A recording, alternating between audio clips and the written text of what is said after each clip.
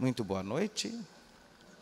Nós terminamos a semana passada aquele item, aquele trecho do Livro dos Espíritos pesado, né?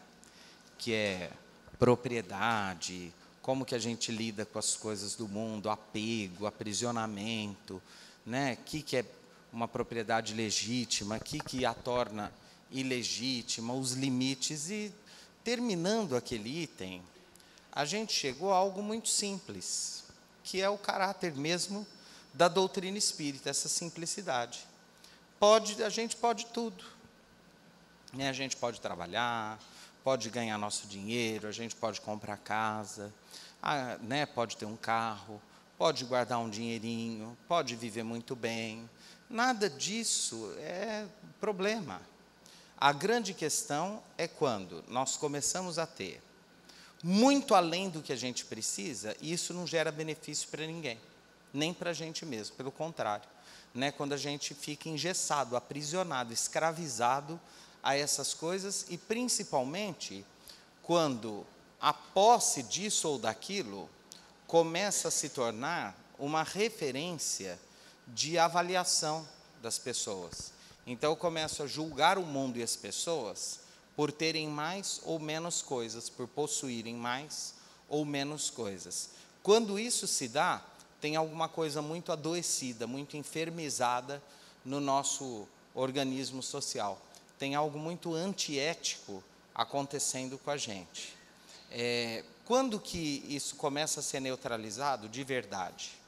É lógico que, quando a gente pensa numa sociedade justa, a gente vai imaginar, a gente tem dois caminhos: ou imaginar que cada um tem o que merece, que é a sociedade da meritocracia, etc., que não é de todo assim, né, condenável, mas também a gente pode imaginar que há pessoas que nascem com muito menos condições, que têm menos condições do que grande parte, né? E, sob esse ponto de vista, uma sociedade mais igualitária, mais justa, né, mais humana, seria a realização da justiça também. Então, essas duas possibilidades existem.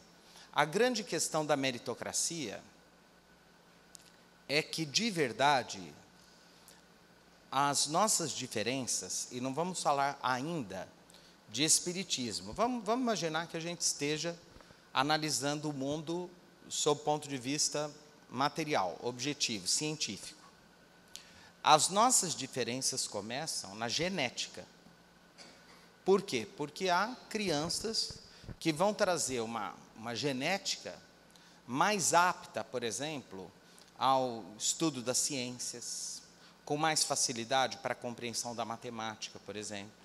Já outros vão ter uma genética, né, com um pouco mais de dificuldade, com outros tipos de aptidões, né? Uns vão ter muita dificuldade até com a questão do trabalho. Vocês já notaram que tem gente que precisa de mais tempo de sono? Tem gente que dorme 3, 4 horinhas, está inteiro. Tem gente que precisa 8, 9 para ficar bem. Até nisso é diferente. Às vezes a gente tem filhos em casa que alguns dormem pouco, uns têm muito sono, outros têm mais sono, principalmente adolescente. Aí a gente, naquele jeito antigo, né, fala: ei, vagabundo, acorda, sai dessa cama, empiastro, levanta aquela coisa, né? E às vezes não é, a pessoa está lá, difícil para ela. Pode ser alguma coisa realmente biológica, fisiológica. Então, e o outro irmão, por exemplo, é espertão, já é, né, mais do que uma questão de vontade, às vezes é uma determinante mesmo. Então, as pessoas não são iguais. Cada um tem características muito peculiares, que começam, inclusive, antes da gente nascer. O que, do ponto de vista material, a gente poderia chamar de uma loteria genética, né? É como se a gente quase dissesse: ó, esse tem todos os recursos para explodir em sucesso na vida, o outro vai ter mais dificuldade, né? Então, se a gente fosse pensar só do ponto de vista da meritocracia, a gente não teria realmente uma sociedade justa. Acontece que cada um ter coisas pelos seus méritos também é justo.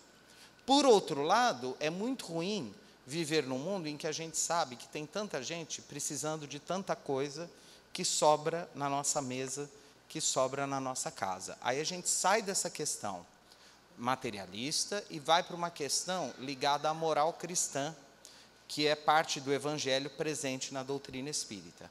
Espiritismo é cristianismo. É cristianismo lido a partir dos princípios espíritas, compreendido a partir da luz trazida pela informação dos espíritos sobre alguns pontos fundamentais da doutrina, como a existência de Deus, a imortalidade da alma, a pluralidade dos mundos habitados, a reencarnação, né? a comunicabilidade dos espíritos, a pluralidade dos mundos. Esses são os princípios básicos da doutrina espírita. Então, a existência de Deus, dos espíritos, a comunicabilidade dos espíritos, a pluralidade dos mundos habitados, a reencarnação, né? a lei de causa e efeito, portanto, a lei de justiça. Então, todos esses princípios ajudam-nos a compreender com mais exatidão a mensagem de Jesus exarada lá no Evangelho. Quando, então, a gente pensa na principal lei do cristianismo, aquela em que Jesus fala, amai ao próximo como a si mesmo, e ele diz para os que estão ouvindo, aí nesta lei, amai ao próximo como a si mesmo, estão reunidas todas as leis e todos os profetas. Então, na síntese dessa proposta, amai ao próximo como a si mesmo, a gente tem realmente a proposta mais revolucionária, mais simples e mais revolucionária já encontrada pelo homem. Porque, levadas as últimas consequências, isso muda tudo. Então, a gente pode fazer uma revolução na humanidade se a gente radicalizar essa frase de Jesus, essa proposta de Jesus. Amai ao próximo como a si mesmo. Como, em geral, a gente ama a si mesmo, mesmo que seja malandramente, tem uma música, né? Malandramente, né? Aí, tá vendo? O Evangelho pode usar da música malandramente para compreender a mensagem de Jesus. Por quê? Por que eu falo malandramente? Porque, às vezes, por fora, a gente é todo assim, ai, quem sou eu, papapá. Só que, assim, a gente sempre dá um jeitinho de fazer coisas boas para a gente.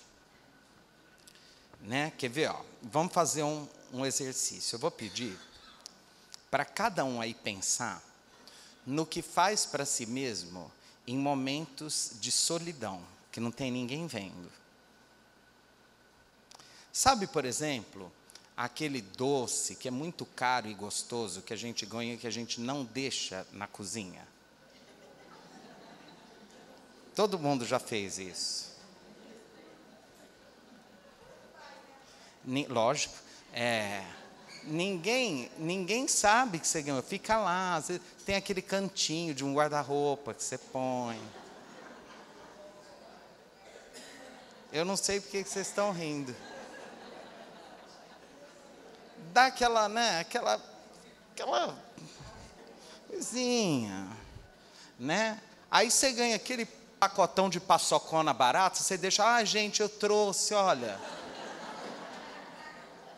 eu tal, pá. A gente ama o próximo, mas o nosso amor é um pouco seletivo, né? Uma coisa é ganhar aquele pacotão de paçoca que você é a paçoca evangelizadora. A outra coisa é sabe aquela caixinha que vem 6 bombons de cereja da Copenhague? Vem só 6. Aí você fala assim, mas você vai... é porque vem muita gente, é nada. É porque você... né? Aquela coisinha gostosa você põe, né? O que mais? Sei lá.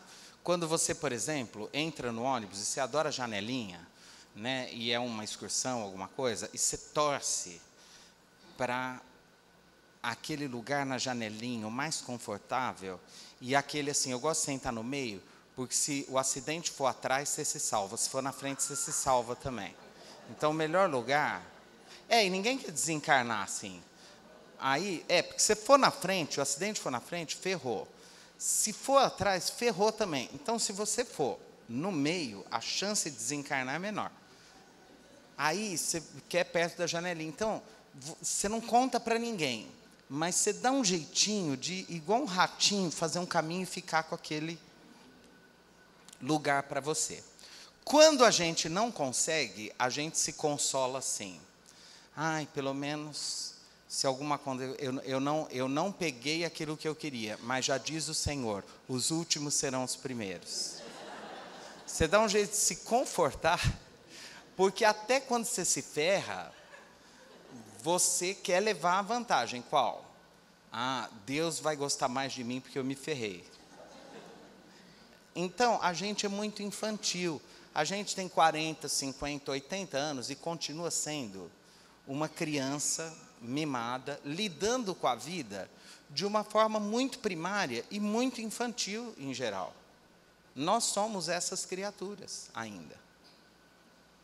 Quando a gente conseguir crescer em todos os sentidos, né, e viver essa mensagem mesmo do Evangelho, que é uma mensagem difícil, amar ao próximo como a si mesmo. Quer dizer, eu vou amar o outro com o mesmo interesse em fazer pelo outro coisas boas que eu faço para mim, inclusive secretamente e malandramente. Eu tenho a impressão que a gente ainda não tem isso. Eu estou falando por mim, eu não tenho ainda. Né? Não consigo amar o outro como a mim mesmo. A gente gosta do outro, mas é difícil. O dia que for mais tranquilo para a gente, amar o outro, pensar nele, querer coisas boas para ele, como a gente quer para a gente, aí não precisa mais de ideologia, partido político, grandes revoluções, não precisa mais nada, acabou, o mundo vai ser maravilhoso, porque vai estar todo mundo inquieto, se mexendo para o outro ser muito feliz e ter muitas coisas boas e ficar muito bem. Ok? Esse é o desafio. Então, quando a gente fala de propriedade, posse, propriedade legítima, etc., qual que é o limite? O limite é a nossa consciência moral. O que a gente chama de consciência moral?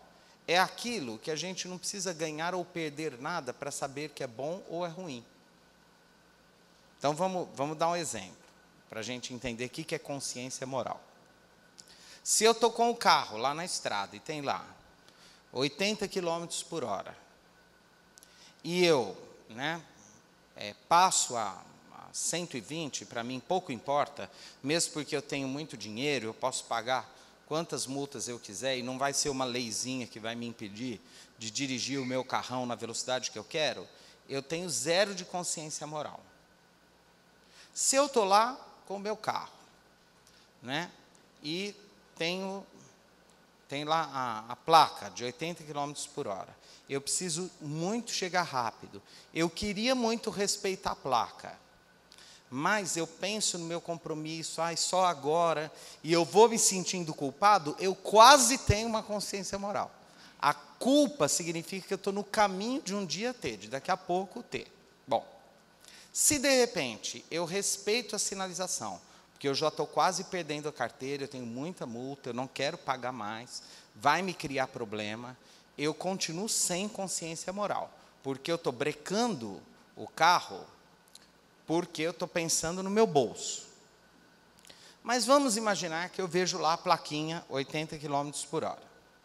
E aí eu penso, bom, se ela está aí a 80 km por hora, não é do nada. Um grupo de técnicos, de engenheiros, de segurança, etc., viu que essa é uma velocidade limite para que eu preserve a minha vida e não ameace a vida do outro que também transita por essa estrada. E, portanto, eu devo, independente de multa, dinheiro, perder carteira, eu devo obedecer isso, porque eu amo a mim e amo o outro que também transita pela estrada. E, portanto, eu vou respeitar a placa. Isso significa consciência moral. quando nós fazemos as coisas, não porque somos ou não ameaçados por coisas ruins, porque de verdade nós acreditamos que aquilo faz sentido, que é o melhor a fazer naquelas circunstâncias. Quando nós, por exemplo, agimos no bem, a gente participa de promoções assistenciais, né, faz caridade, etc., pensando que quando a gente chegar no mundo espiritual, o nosso lugarzinho vai ser melhor, porque a gente gastou bastante do nosso tempo fazendo bem, isso é não ter consciência moral. A gente está fazendo por interesse, que eu já acho bom também. Se todo mundo sonhasse com esse lugar no céu, tal, a gente teria mais facilidade de fazer promoção de assistência social. Mas, se a gente faz, independente até da existência ou não, da vida além da morte. Não sei se existe, se não existe, você está lá e quer fazer o bem. Você fala, pô, tem tanta gente precisando, eu posso ajudar, vai ser tão bom para o outro, que bom. Né? Vai ter lá ajudar uma creche, um asilo, uma sopa, etc. Com esse desprendimento, independente do que vai acontecer depois, eu já tenho uma consciência moral. Mais do que religião, isto é ética. A religião, ela é uma experiência da vida pessoal, íntima, privada. É da nossa transcendência. A ética é da vida coletiva. Quando a gente tem experiência religiosa, né, a gente tem uma experiência pessoal, mística, transcendente. Quando a gente se preocupa com o outro e faz coisas boas para o outro, para deixar o mundo um pouquinho melhor, a gente não está na experiência religiosa, a gente está na experiência ética. Mas quando essa experiência ética consegue nos dar prazer espiritual, a gente está estabelecendo a fusão entre a experiência ética e a experiência religiosa, que pode ou não acontecer, aí vai de cada um. Né? Tem pessoas, né, que fazem muitas coisas boas, são muito espiritualizadas e, curiosamente, nem têm religião. E tem um monte de gente no mundo aí, super religiosa e pouquíssimo ética, né, e pouquíssimamente espiritualizada. Quase, a pessoa tem religião, mas não tem espiritualidade. Ela é adesa a uma instituição religiosa, ou a uma denominação religiosa, mas ela não tem espiritualidade e nem tem ética. Né? Que também, cada um, como diz o Emmanuel, nem evoluídos, nem atrasados. Cada um está no degrau que lhe é próprio da sua evolução. Né? Cada um, na sua vida particular, é que deve saber onde quer estar, no lugar em que faz sentido estar. E então eu estou fazendo esse preâmbulo porque nós vamos entrar agora num trecho do Livro dos Espíritos que fala da lei de caridade e amor ao próximo. Então nós estamos falando de duas experiências muito desafiadoras para a gente. São lindas, mas são desafiadoras. Caridade e amor ao próximo. O apóstolo Paulo diz que o homem tem acesso a 3 virtudes, não é? A esperança, a fé e a caridade. Que em algumas traduções é traduzido como amor. A esperança, a fé e o amor. E ele diz que a maior de todas é a caridade, ou o amor. Ok? Caridade ou amor, quer dizer. Amor e caridade são expressões muito próximas. E a primeira questão desse item, eu diria que é uma das mais importantes da doutrina espírita. Tanto que é muito comum que a gente decore isso aqui. Igual tem aquela pergunta, eu me lembro da escola de evangelização, eu sou de um tempo que a gente tinha que decorar as coisas na evangelização. O que é Deus? Deus é a inteligência suprema do universo, causa primária de todas as coisas, criador de tudo e de todos. Que judiação, uma criança não tem condição de entender isso. Nem um ancião de 90 tem. Mas eu sou daquela época ainda, né, que decorava as perguntas do Livro dos Espíritos, né, aquela coisa toda. E eu decorei, mas eu não entendo até hoje isso. E que bom que eu não entenda, porque o dia que a gente entender Deus, de duas uma, ou a gente é Deus, ou a gente está louco. Porque Deus não é para entender mesmo, não. Né? Não tem como definir. Definir é dar um fim. Como Deus é infinito, se eu definir é porque tem alguma coisa errada. Né? Porque Ele não tem fim, não tem como dar um fim.